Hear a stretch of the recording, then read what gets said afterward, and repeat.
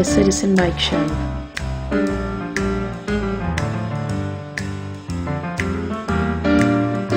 News. Commentary.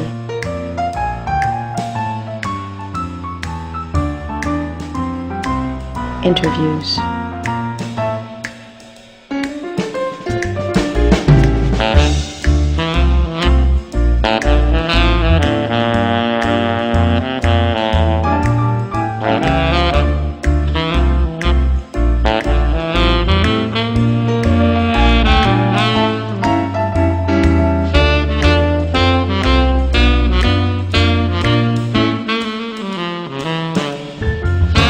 Citizen Mike Show starts now. Welcome to the Citizen Mike Show. Thanks for tuning in. We do appreciate it. My name is Mike Brudzinski. That's Ralph Tomaselli, the editor of the Record Journal, and a special guest in the studio tonight. She is a candidate hoping to represent the mighty 34th Senatorial District, Aili McKeen. Aili, thanks for coming on the Citizen Mike Show. Thank you for having me. Well, yeah, it's a pleasure. We got a ton of things to talk about, some involving what's going on in town, some specific to Aili's campaign. But first, to help the viewers get to know you a little better, I want to run through some biographical type topics.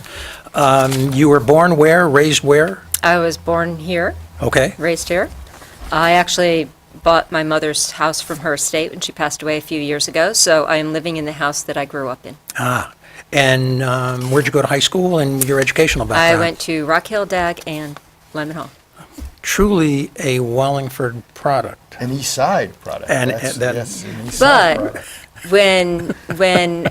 when my husband and I moved in together, we moved to the west side. So Oh. we lived over there for 20 years on Wow. Richland Road. Okay. Not up in the ridges, down on Interesting. the ridges, right off of Route 150. So my daughter went to Lyman Hall, but his daughter went to Sheehan. Very good. Okay. And how do you make a living? What's your occupational background? So right now, I'm a personal property specialist for a public adjuster. You better translate that. So Yeah. what happens is a family may have a disaster like a fire, usually a fire, sometimes a flood, and my bosses will write the structure.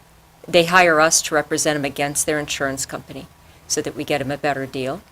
And then I take care of like all the contents of their house. So I go in, I do a physical inventory that is digging through ash, piles of debris, the fire department pull down ceiling, I have to move that out of the way, get to the contents, every single thing in their house. So the homeowner can make a claim. So Is that, right, we're helping or handling the claim for the homeowner.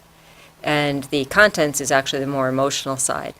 And, it's a dirty job, but I'm helping people in their time of need. Yeah, okay. Have you been involved in any community organizations, civic organizations, and go over your hobbies and interests, things like that for us too, and then we'll get to some substantive topics. I do Yeah. a lot. Tell People us. have been like, oh, aren't you tired from campaigning? And I'm like, this is pretty much my normal pace. It's just that I've neglected all these other things I do in order to concentrate on my campaign. But I've done Girl Scouts for a long time. Started out as a camping mom, then became a troop leader. I had older girls basically cycling through my troop for many years. I'd take them in as their troops dissolved and, get them up through high school. Eventually, I started over with a Daisy troop. I did town registrar. I did service unit manager. I became a trainer. This is part of the things. I used to be really shy. And actually being a trainer and what Girl Scouts did for me as an adult volunteer really brought me out of my shell. So a lot of this I owe to them. And now I do specifically outdoor program. So survival skills, outdoor cooking, and archery. Okay. Let's get to some things going on. And there's other things. You want more? I do. Okay. You keep them flying and we'll... I'm also a hunter safety educator with the DEP, and I've served on a grant committee for a recreational trails program. That's a program through Federal Highways Administration, and I've been a legislative liaison for a couple of trail groups. Okay. A legislative liaison, is that like a lobbyist? Yeah, I was not registered as a lobbyist. I did it just for fun. So, okay, so you didn't get paid, so it's a liaison. Never got paid. Okay. And you said firearms, did you say firearms training? I do hunter safety education. Hunter safety education, is that? A lot of it's most of what I do is archery, Okay. but I try to do a firearms course every now and then. So I am a certified firearms safety instructor. You have a Democratic candidate? It gun. is estimated that That's- 15% of Democrats are gun owners, Is it? possibly up to a lot more. Yeah. Very good. You know, a lot of, I'm going to say a lot of Democrat gun owners kind of in the closet, but I did not have politics in my trajectory until last year. So I had already built a brand as an outdoors person and sports person so that I could come back to that in my retirement. You know, because my retirement plan is to work till the day I die, but I don't want to be doing the job I'm doing now for the next, 50 years or so. So I was building that brand in order to support, a little bit of income for when I'm older. That's a plan. One of the bigger developments in Wallingford is the project that is proposed for the Bristol-Myers squib property. I'm not suggesting that it's controversial, and I'm not suggesting that it's good or bad. All I'm really trying to accomplish in the next 60 seconds is to put it in front of the Wallingford taxpayers with a little bit of detail, then get your comments on it. I understand from Town Hall and observers that are following this quite carefully, this is probably the biggest project in this part of the state ever, and probably will hold a record, on into the future. It's incredibly complicated. The planning and zoning file, the inland wetlands file is very thick, a lot of detail to it, and we don't know, at least I don't know, the possible tax impact. Maybe that's by inference, but I think in a later show we may get a little more detail. But there's still some regulatory obstacles that the project has to go through. They're not done with inland wetlands. They're starting in on planning and zoning. So there's some public hearings left over. Now, the Bristol-Myers property, of course, is on the east side. I think everybody knows where that is. I'm going to have a couple slides up in a minute, slide 1 and 2, but here's some. Well, actually, Bruce, let's get that first slide, that Bristol one up there. That comes from the town files, and it shows 2 warehouses. The one on the left is the northerly warehouse, which I'll refer to in a minute. The light blue area is wetlands, and the dark blue are ponds. And you can see at the bottom of the slide, Research Parkway that feeds directly into Route 68. Okay, are you oriented? I am, Yeah, absolutely. and Carpenter Lane is on the left. Carpenter Lane leads to my neighborhood, going towards the Trap Rock Ridge to the east. Bruce, hold that slide while I read a couple of details. It's about 180 acres. Bristol-Myers, the footprint there, covers 724,000 square feet. That's a relevant number. Write it down and memorize it, because I'm going to come up with the new square footage, and the comparison is sort of interesting. So Bristol-Myers, 724,000 square feet, and a daycare facility, which I believe is shown on that slide. That's going to stay there. Now, Bristol-Myers had 2,000 parking spaces. Compare. Okay, here we go. The southerly warehouse, which is on the right side of the slide, is about 459 square feet, 482 parking spaces, 65 trailer parking spaces, and 108 loading docks. Okay, and that's going to be the Research Parkway driveway is going to service that one. Then we go to the other warehouse on the left part of the slide. That's the northerly warehouse. 642 square feet, roughly, 489 standard parking spaces, 142 trailer parking spaces, and I think I goofed on the first one. 101 on the one on the right, 101 trailer parking spaces, and on the one on the left, 142. And the warehouse on the left has 136 loading docks. So that's about 1.1 million square feet compared to, pop quiz, Bristol-Myers had 724,000 Right. square feet. Bruce, the next slide. I like this slide because it's colorful, yeah? You get your reds and your greens, but what that shows is the extent to which this project is going to have to dig into the hill. Bristol-Myers is built on a slope, and Bristol-Myers is kind of carved into the contour of the land, but this warehouse is going to be perfectly flat. And because it's so big, you're going to have to dig into the slope, and the red indicates areas where dirt is taken out, and the green indicates places where that dirt is going to use to fill so that it is perfectly flat. I understand in some cases there could be a retaining wall of 60 to 70 feet high. There could be some blasting involved. The Planning and Zoning Commission is aware of that, and they are taking precautions. So I'm stopping here. Okay. I've spoken enough. Aili, your reaction to this whole project? You doing handstands, or just what do you think? So you know that I also serve on Inland and Wetland Commission. Aha. So Therefore- they have, I believe we have closed the public hearing, but we Okay. haven't taken a vote on it yet. Now, their initial plan had actually taken a certain square footage of inland or wetland that they were going to fill, and then they did a redesign, actually elevating that second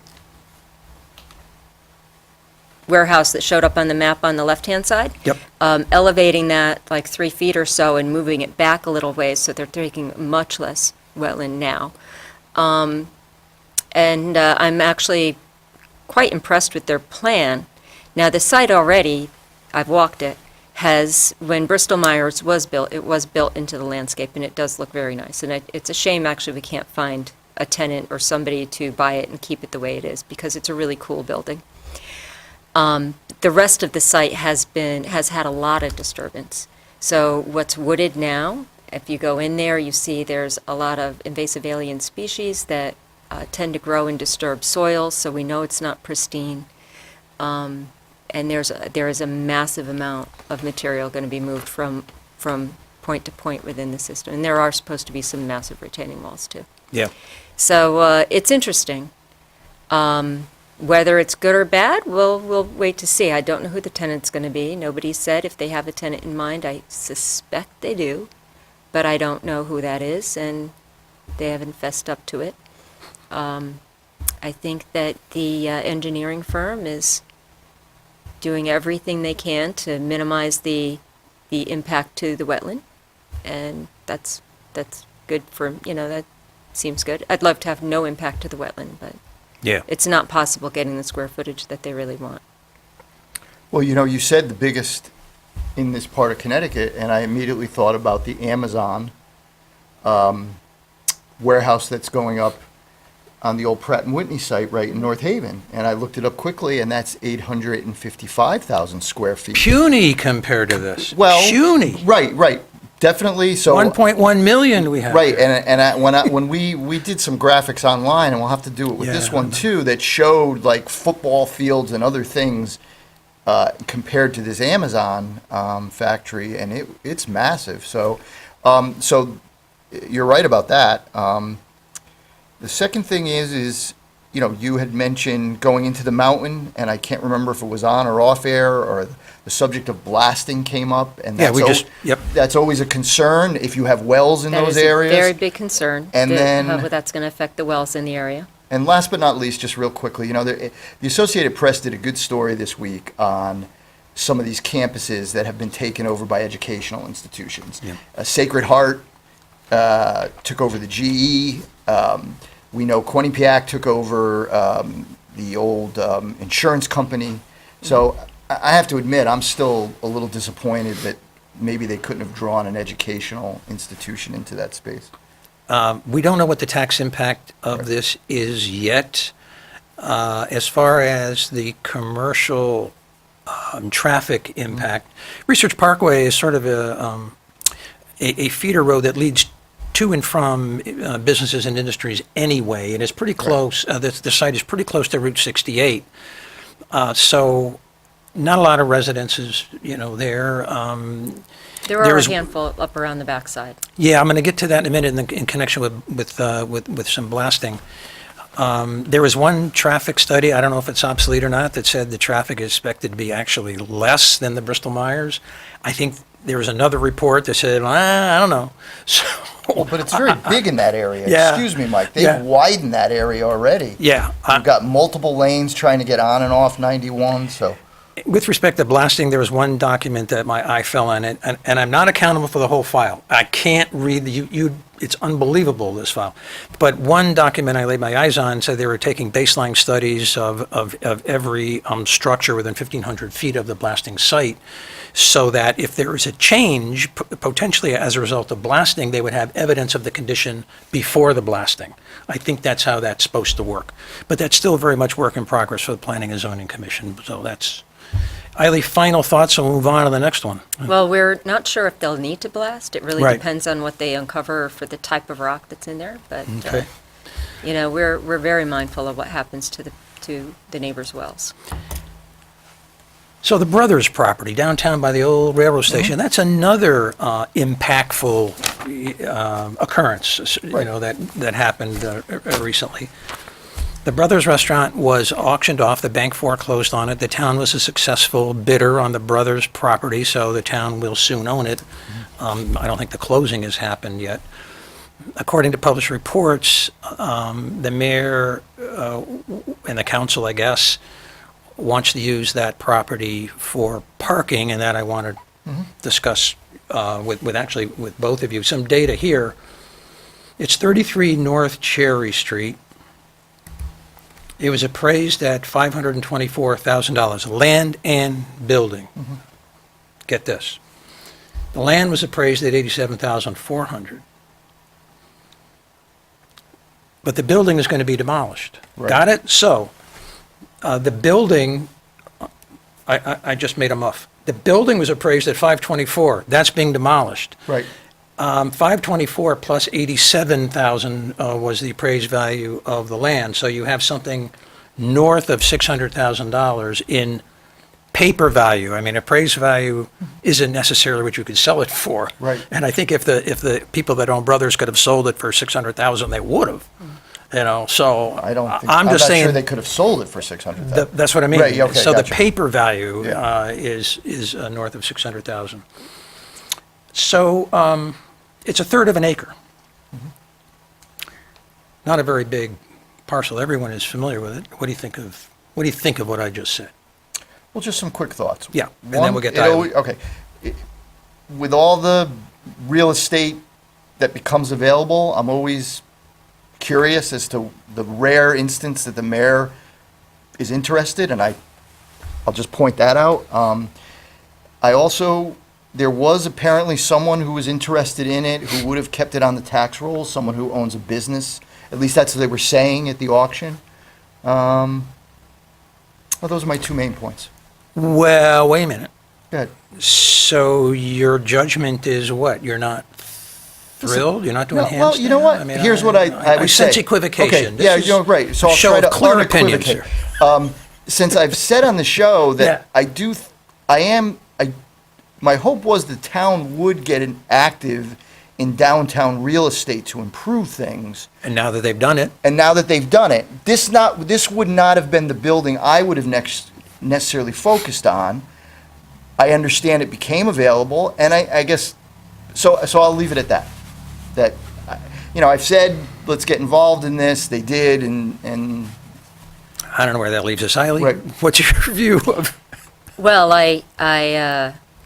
what I'd like to see long-term is, they buy the Brothers, but they also try to buy those other lots that face Quinnipiac to make it one big parcel and then maybe sell it as one big parcel. So you're not talking about that little third of an acre. You have that whole block with those other, I think there's 3 or 4 buildings that face Quinnipiac. Yeah, and the town had its shot at least 2 of them and passed on it. They could have controlled that whole block, that whole area, that whole parking lot surrounding Brothers.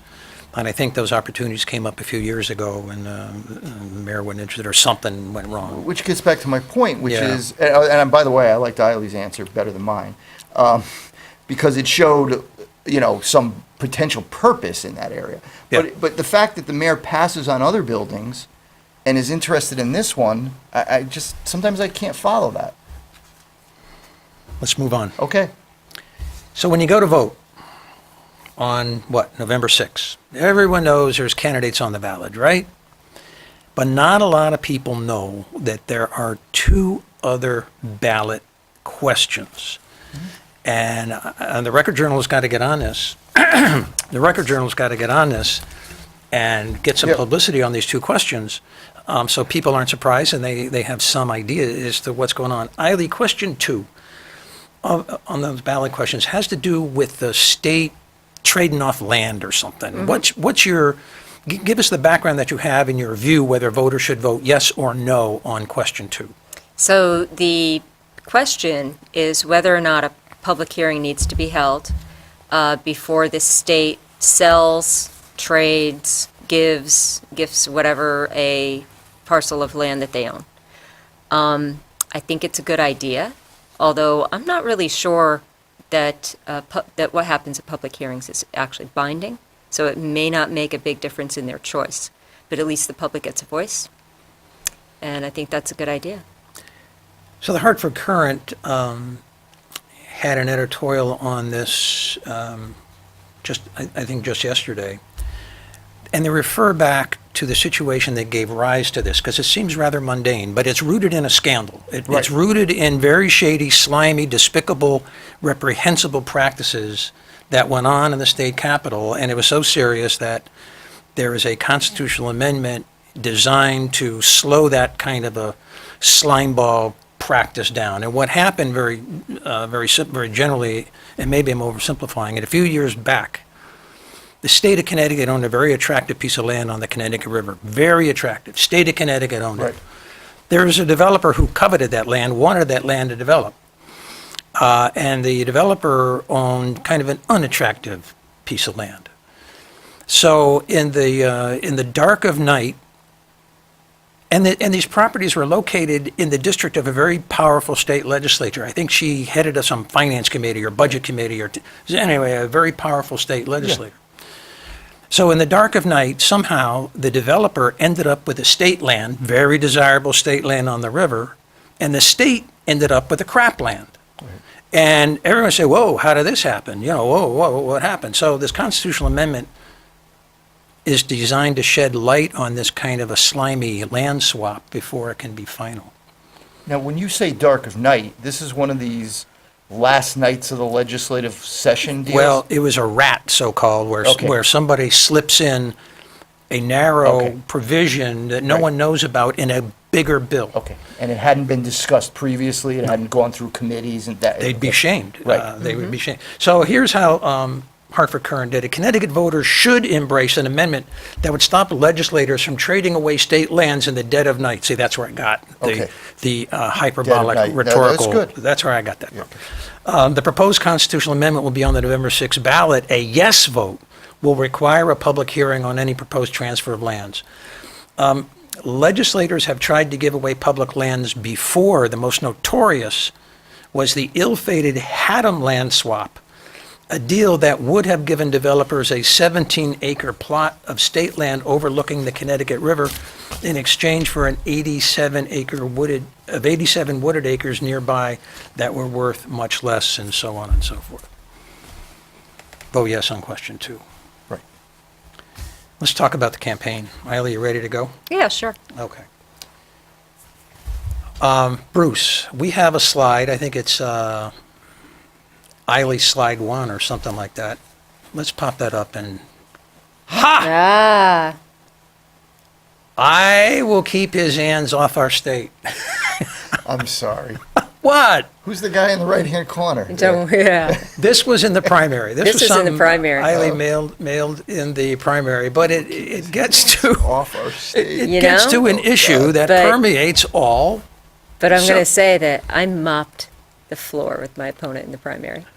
Well, So- that may be, but what I wanted to do, Bruce, keep that up there a little bit longer. What I wanted to get was your thinking, your rationale, your calculation behind this ad. Why does it work for you? Why does it work? So there's a lot of potentially terrible legislation coming out of Washington, D.C. And there's a lot of things that we can do to help insulate our state from those policies. Whether a lot of them are deregulation, largely environmental deregulation, and I think that we need to protect ourselves from some of the things that may happen over the next couple of years. Is there anything more specific or in addition to what you're talking about? And what you're saying is Trump, in your view, could harm Connecticut because? Trump and a Republican-controlled legislature, Okay. such as the Senate in now, they've already undermined health care, and they continue to undermine health care. Just a few days ago, they voted down a bill that would protect pre-existing conditions, or coverage for pre-existing conditions. That would be catastrophic. You know, my daughter has MS, and her medication's $5,100 a month. And if she had to switch jobs or do something that would interfere with her health care and she had to seek health care somewhere else, and they didn't cover that, it would be catastrophic to her health. And she right now has zero disability from no lasting effects whatsoever from her MS. So that needs to be something that we need to protect in our state. Ralph, Yes. what does Trump have to do, in your view, with the election for the next state senator from the mighty 34th? Is there a connection? Yeah, there is. There's a few connections. Talk to us. What's the Trump connection? is a Republican. And So? okay, I'm just going to lay them out, and then maybe we'll go back through them. Okay. Trump is a Republican. Yeah. If that's okay, because I'll lose my train of thought. I don't mean Okay, to. go ahead. Okay. Trump is a Republican. There are a lot of voters who are, I would say in this state, a relatively blue state, who are not happy with the way the president, with the president. So I think that's a factor. Trump is driving up voter registration. So I think that's a factor. People like Len Fasano and other Republican candidates, they've managed Trump differently, but I would not say they've disowned him. I haven't looked at Len Fasano's entire record. I think there's times when he's distanced himself from the president. So I think it leaves these Republican incumbents with great name recognition like Len Fasano much more vulnerable this year from relative newcomers like Aili, who are in the race. So it's fair game for someone challenging Len Fasano to play the Trump card? Is that fair game? I think it is fair game, yes. So on the merits, I share in large part the perspective that Aili has. It's been in the news, not recently, but in the last 9 months, that the Trump administration and the court system is moving slowly and surely, and if they had their way, inexorably, is that a word? To state control of environmental protection, thereby allowing more coal-fired plants on a state-by-state basis in other parts of the country, and that soot blows into Connecticut. Right. So if environmental protection is at the hands of the states, there are a ton of states controlled by Republicans that are in favor of coal, yeah? And in favor of fossil fuels, and they don't like sustainable, wind and solar and geothermal. They don't like that stuff. So if the Republicans follow the Washington, D.C. lead of Donald Trump, and if they take control of the Capitol in Hartford, and if the proposal is from now on, it's a state-by-state basis, Connecticut, under one school of thought, has got to stand strong, keep air and water clean. If it goes Republican, hey, let's have more coal-fired plants maybe out of Bridgeport. Aili. So this is the problem. It's one example. Is Right, that Yeah, one example. environmental protection is a freedom issue. If my neighbor pollutes my water, that affects my personal freedom. If my neighbor pollutes my air, then that affects my personal freedom. And we can't let environmental protections are all in place because there were reasons for it, because we had poisoned rivers, because we had poisoned air, and we had all suffered ill health because of it, that we don't need to repeal them now and go back to the 1880s when everybody was sick and the planet was dirty, for the sake of a dollar, which is what it's going to end up boiling down to, is because corporations and people who own those corporations want those regulations repealed because they want to make more money. Yeah, so the Trump administration is, its brand, and a lot of people like this idea, are pursuing deregulation. A lot of those regulations are consumer protection and health and safety type regulations. And if those regulations on a federal level are dismantled, the states are on their own could be on their own with respect to consumer protection, health and safety, environmental type issues. And in that case, would you rather live in a red state or a blue state? I don't know. Did I forecast where I stand on that issue? Maybe I... Well, but even if you live in a blue state, can't you get the bad air comes to you from the red Well, states? I know, but you got to do what you can. And so Eileen's running for a state position in Connecticut, so that's Right. all she can do there. So All I can do is write to the legislators in Pennsylvania and appeal to their better angels. They don't have to listen to me because I don't vote for them. yeah. But without opening too much of a can of worms, No, isn't open it. that Open it. flyer targeted at women? That, Well, there's that others. particular. Okay. Oh, yeah, And there's I others. don't want to leave that, when you asked me the question about Democratic candidates and Trump. Yeah. I mean, obviously, I mean, that flyer is targeted at women, and in my opinion, the president has just going all the way back to the bus incident during his campaign. So let me read you something good. from the New York Times. It's from the editorial page, maybe a couple Sundays ago. I'm going to go to Eiley after this, but it sort of gets to the issue Okay, you were good, talking good. about, and it gets to Eiley's position as evidenced by her flyers during the primary, okay? This is like two-thirds of the way down. Democratic women ranked gender equality among their top political priorities. Republican women ranked it among the lowest, far behind terrorism, immigration, and education. But the Republican embrace of Mr. Trump's gender baiting has already alienated independent women as well as Republican college-educated and suburban women, polls and focus groups suggest. Even some former religious conservatives have balked, skipping.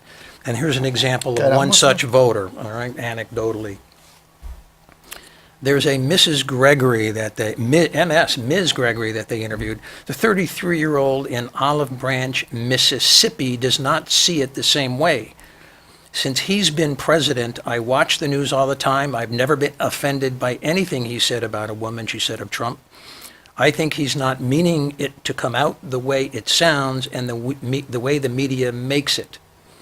These two women disagree. Many observers of this political moment think they should join forces because they both happen to be women, and so on. Eiley, your thoughts on what I read and that whole Me Too issue, how it interfaces So with Trump? women's equality has always been an issue for me. I didn't get married till my daughter was 17 years old, and I was on my own before that. I didn't have child support or anything like that. So making so much less than my male counterparts, where I had a job to compare to, it hurt me for a long time, and my daughter, for a long time, that we didn't have the financial security that a lot of other people did. But why are we paid less? Why are we questioned more? Why can't we have workplace safety? Why can't we walk down the street without constantly watching over our shoulder? I mean, these are all issues that most women can relate to. 1 out of 4 women in some point in her life will be the victim of a sexual assault, and I think that number is realistically much higher, but that almost always happens to young women between or under the age of 24. I don't see why we're not treated the same as men. Are you suggesting that this rises to the level of Republicans are the party against women's rights and Democrats are the party that favor women's rights? Is that what you're saying? Not exactly. Okay, It has seemed to me that the Republicans have gone farther and farther to the right, but not just to the right, not just conservative, but there's a certain brand of religious fundamental extremists who really feel that women don't deserve equal. Now, is that at play in Connecticut? I haven't seen a lot of that in Connecticut yet, but my opponent used to be fairly moderate, and I've watched him over the past 5 or so, 6 years, go more and more to the right. And I've seen that not with women's issues, but with labor issues. Well, I want to stay with this women thing, and then, Right. then we're going to move on. And what I'm trying to find out is whether or not this is a Connecticut issue, or is this really a national Republican issue that you're seeking to import into the campaign, even though in Connecticut, women are in pretty good shape? We have our share, we definitely have our share of inequality. And it's not just gender, it's also racial, and there's a wide economic disparity in Connecticut, one of the greatest in the states. We have a huge a wealth gap compared to other states. And that has to do with women's rights, with minority rights, with other underrepresented and underserved populations. So there's many ways to solve this, and I think education is one of them. But and I think it happens here too. It's not that it's not it's a national issue that spreads into Connecticut. Do I see a lot of it at our legislative level?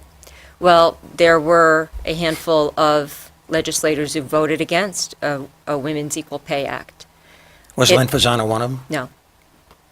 It didn't pass. I mean, it passed anyway. There was a bill to prevent employers from asking for pay history because that's something that tends to hold women back. How did he vote on that? How did Len Fasano He voted vote? for that. So you and he on that point agree? Agree. Yeah. Paid family leave, which would, affects a lot of people of both genders. Gary Winfield had told a story during his testimony for the bill about his mother when she was dying. I have my story of, my mother had Parkinson's and my sisters are both local. So they split up most of the time at taking care of my mother and being able to keep her home until she passed away. But a paid family leave act would have enabled us to divide up our time. It wouldn't even have impacted our employers that much. Neither one of us, and none of us would be taking 6 months off at a time. We could have alternated days. He voted against that, though. We'll get to that. We're going to, Ralph. Well, I don't know if it answers your question, but Yeah. just a point I think I've made, which is, the president has been very good at making different groups of people feel like they've got targets on their backs. If you're Hispanic, he's called you rapists and criminals. If you're a woman, there's been a whole series of events that makes you feel as though you have a target on your back. If you're a journalist, you feel that way. So I understand your point about, well, she's running against Len Fasano, but I guess my point is there's a lot of women who feel like they got a target on their back. They live here in Connecticut, and I can see why, if I was a Democrat running for office, I'd be going down this route. I think it's valid. Good. I think, and some of the Republicans running for the state level are Trump sycophants. Sue Hatfield being one. Right. I think Bob Stefanowski is trying to play it cute on both sides. He's come out and said that he supports Trump. He thinks he's the greatest president, and Trump has endorsed him. There you go. Okay. So the state folks, Right. Republicans, not all of them, but are embracing Trump. So they're saying it's a relevant issue. They're trying to mobilize the Right. base. I think it's absolutely fair for the Democrats to gather their base and have it a contest of values. That's fair. That's what elections are all about, along with specific positions. I think what's interesting, Yeah. though, is the calculation that people like Len Fasano Yeah. and perhaps Craig Fishbein are making, which is, and I get it, they've got to be concerned that the president is going to cost them votes. But if they totally denounce the president, I guess what they're worried about is that they're going to lose even more votes in their camp. Does that make sense? Well, I think that's what the polling suggests. So- Okay. Aili, let me just slip yeah. this in. I'm going to pivot it to you for a longer answer. Some polling suggests that the president and the Republicans got a bump after the Kavanaugh hearings. Right. No, I The did red read states, that. the red no states doubt. got Yep, redder, yep. And that may be true. And the general, and the Democrats suffered a bit, according to some polls. Some say it's temporary. Aili, I wanted to ask you about a vote or two that Len Fasano made that illustrate your difference of philosophy, so voters can, make a clear choice as to which way they want to go. Where did he vote that you think he went wrong? Well, there was an instance last year where he slipped an amendment into a bill that didn't pass that would have pushed our state into the right to work area. I'm a labor candidate, husband, daughter, both union carpenters. My dad was a union machinist. We rely very much on collective bargaining in my family and to sustain our middle-class lifestyle. So that was something that Tell me about the bill that he put in and where I you... actually don't remember what the bill Okay. was. It was something unrelated to labor that slipped in a something that would diminish collective bargaining rights. Okay. Labor is and Len used to be more moderate, and he has been pulled more to the right. And I think that's actually a tendency of all politics. And Democrats have been being pulled farther to the left, too, by the progressive movement.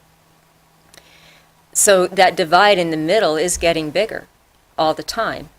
But that said, that when I decided to run against Len, largely because I'm in Mary Mushinsky's district and I'm not challenging her.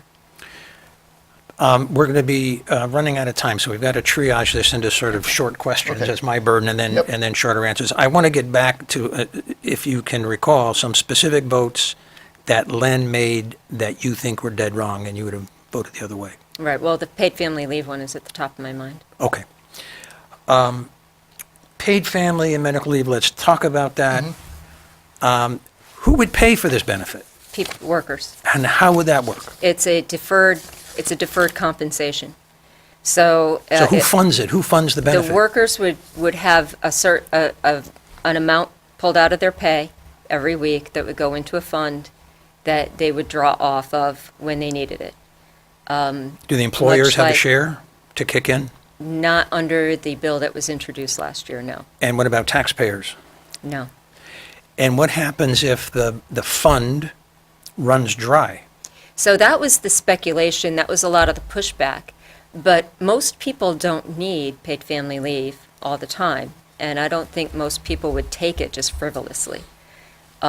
Because then when you need it, it won't be there, because you earn it the same way you earn vacation time, the same way you earn sick days, the same way you earn your pension. The pension is also a deferred compensation. Okay.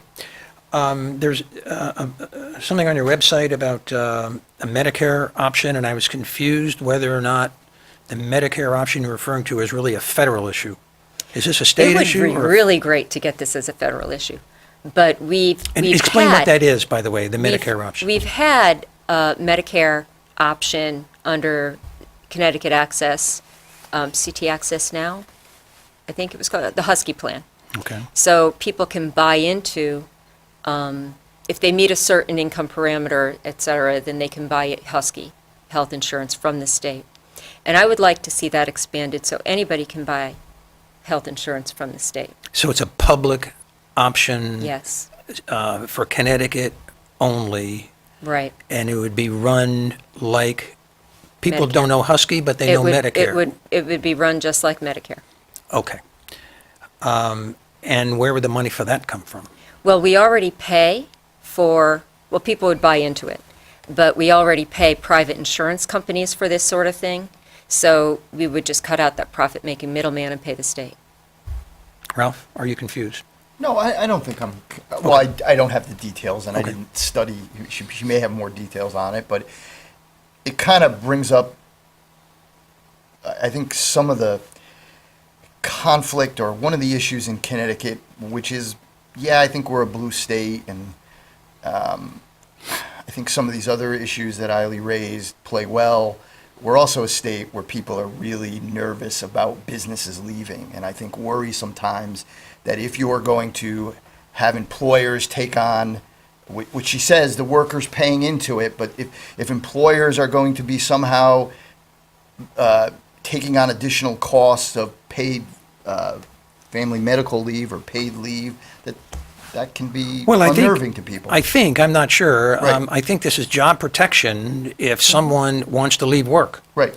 And then some employers, for some employers, that's a real challenge. Right. Supposing you left for Right. 30 days, Right. the Record Journal would just crumble.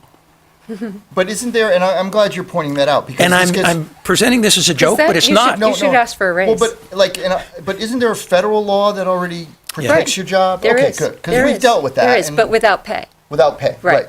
So I think what you're So talking about is this just- introducing some pay, Right, right, which will come from from the workers themselves, not the employers at all. not the employers. Well, there you go, that answers my question. There you go.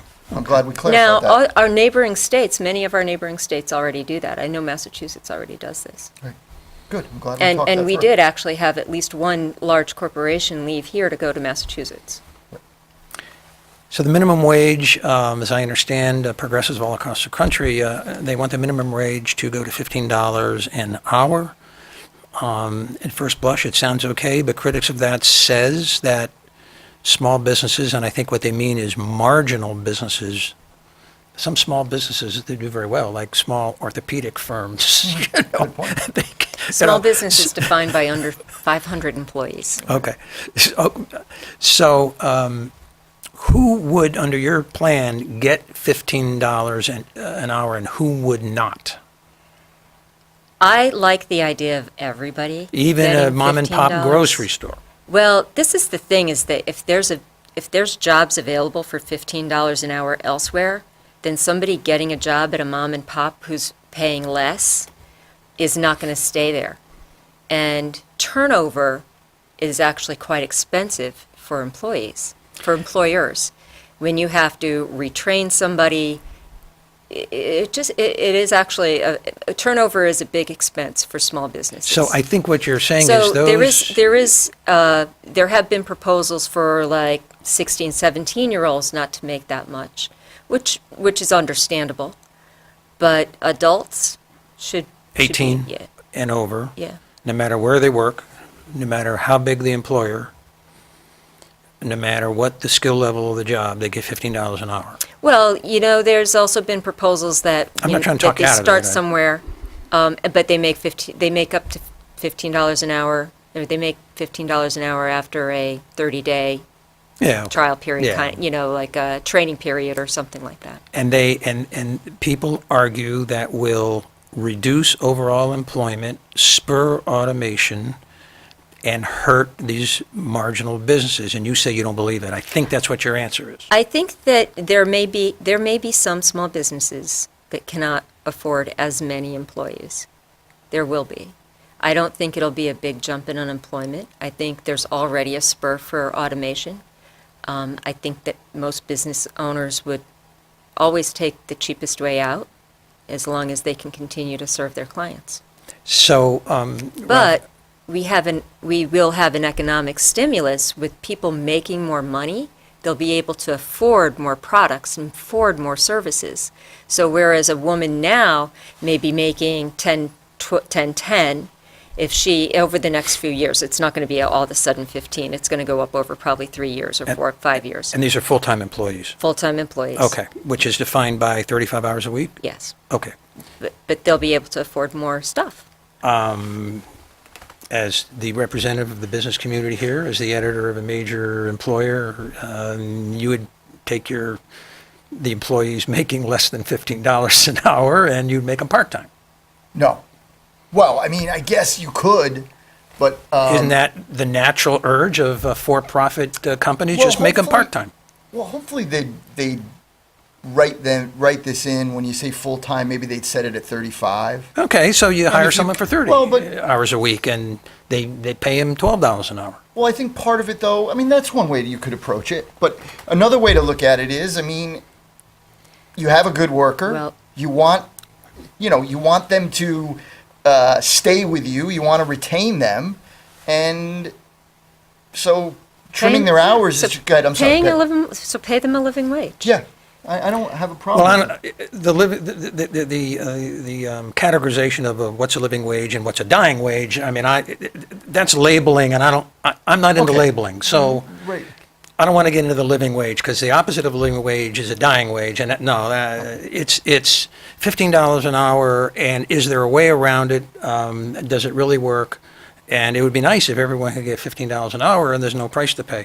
Let me change the subject real quick, because we are running out of Okay. time. You have an education plank in your website, and it seems like you would like to afford everyone a very expensive benefit, but there's no way to pay for it. The expensive benefit is an affordable college education, sort of debt-free. Whoa, So I really Who's think gonna that pay for that? our budget needs to reflect our values. And our tax code needs to reflect our values as well. And this is where we can come into, I know you wanted to talk about carried interest loophole. So we need to restructure our income tax. The income tax is the one tax I like because it's progressive. If you make, you only pay really what you can afford because it's a percentage of your we're income. running out of time, so I need you to be pithy on this. Okay. Yeah. So the income tax is the one progressive tax. If we could keep that and get rid of all the others, that would be like my dream situation. Not going to happen, but that would be what I'd like to do. And the carried interest loophole is an income. It's a tax. It's reclassifying income as a capital gains, which is paid at a lower rate for just hedge fund owners. It's a So- tax dodge for rich guys. Yes. Okay. But But how much, if you got rid of that, how much extra revenue would the Connecticut General Fund get? Is there data out there? There's probably data. I haven't looked at it lately, but my estimate is probably close to 100 million. But it's not going to pay for the education plank, I don't think. So I think But if we restructure our entire tax code and we have the increase top, in the income tax rate on the on top the wealthy. 1%, Okay. top 1%. Some people have said top 5. I think top 5 goes too low. Top 1% is $700,800 and up. That would actually be above a lot of small business owners, who make $250,000 or $500,000, and they need to keep their tax burden So lower. you devote that, the increase in the income tax rate on the top 1%, and you take away the tax loophole for hedge fund owners, and there you lose your Fairfield County legislators. No one in Fairfield County, well, I'm better to say no one, Right. but the Greenwich people, all those people in communities in New York are not going to vote for this, and it's probably why the legislature hasn't adopted this That's plan to get rid of the tax loophole They for... do say that the millionaires are going to leave. Yeah, But well, that's I what don't they think say. millionaires are living here because it's a cheap state. But I wanted to get to So- my bottom line here.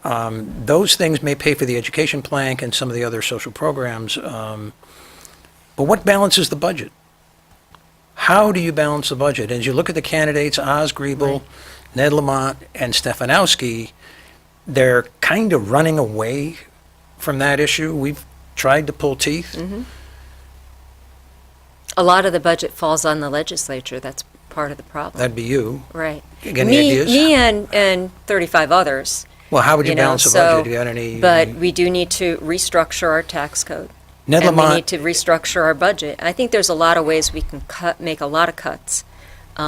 Agencies have, if they don't spend their full budget by the end of the fiscal year, they get a cut the following year. I don't think that incentivizes waste. There are ways we can go in and surgically audit agencies, trim out a lot of the fat, give them a little bit more leeway from year to year. If they have if they don't spend it all, they shouldn't have to spend it all. Ned Lamont does not want to increase the rate of sales tax, but he wants to make more things taxable. Therefore, everyone would pay more in sales tax, even though the rate stays the same. Do you agree with that approach? Certain parts of it, yes. I think we're already supposed to tax mail order items, and that should be, Well, but I'm- I don't think we should tax food. all the stuff that you buy now that's subject to the Connecticut tax, there'd be more items subject to the tax, more items, so we'd be paying more sales tax. You would agree with that approach? Not food. Not food. Do we pay tax on food now? We don't pay tax on most foods now. But everything else, you would support the approach of making more items taxable? Yes. Okay. And the income tax goes up. You have 20 seconds for tolls. Do you agree with Ned Lamont's approach to tolls? I like the idea of a progressive toll structure. If they came forward with something that was not a progressive toll structure, I would vote against it. So I do support tolls under certain circumstances. Let's wrap it up. Yes. Thank you for coming on the Citizen Mike Show. Thank you for having me. Good luck in the elections and all the forums that are coming up and all the debates. And thank you, our viewer, for listening or watching the Citizen Mike Show. We are here on Wednesdays, but you can see the Citizen Mike Show Thursdays, Fridays, and Monday, Tuesdays, and Wednesdays on WPAA at 9 o'clock. It's also up on YouTube. Search the Citizen Mike Wallingford channel. You'll find us, or contact me, and I can send you a link directly to the YouTube show as soon as it's posted up. Thanks. Good night, everybody, and thanks again to Aili McKeen. Thank you. Good night. Good night.